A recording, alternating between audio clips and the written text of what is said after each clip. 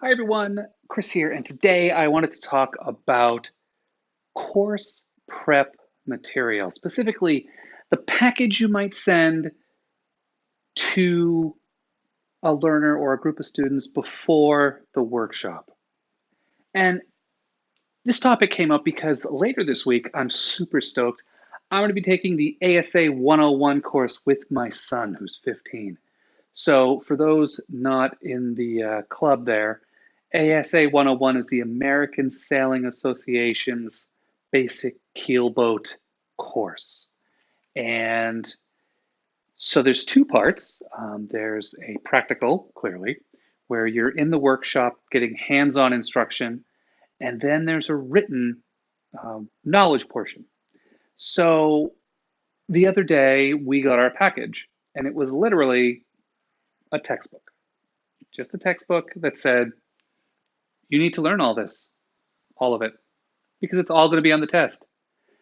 Now, I don't know about you, but that's a lot of assumptions right there about who the learner is.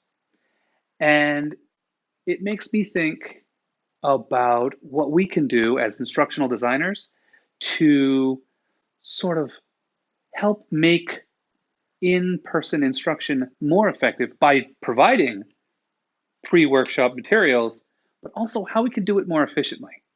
And I think that as much as I don't want to talk about learning styles, perhaps maybe a little bit of universal design for learning. A textbook alone is probably not going to work for all of your students for a variety of reasons. So this is a situation where offering variety of different mediums can really help, and also probably having a little bit more structure to the learning that's going to be taking place. So I've taken it upon myself to do this for my son, but that's because I know how to take a textbook and turn it into meaningful learning.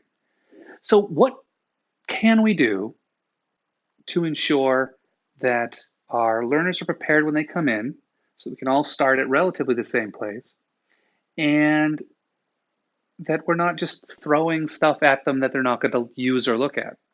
And so I had on my little note, and this has been up here for a while, that this is an excellent place for microlearning and having a set of pre-workshop materials that cover that entry-level material that you're not going to cover in the course, and let your learners hit the specific modules, the specific pieces of learning that they personally need in the medium that's best for them. Anyway, that's my tip for today. Having your pre-workshop materials that you send to learners broken up into individual pieces as micro-learning as you can. Can't always do micro-learning. And offer it in more than just one medium. So anyway, that's my tip for the day, and I will talk with you tomorrow.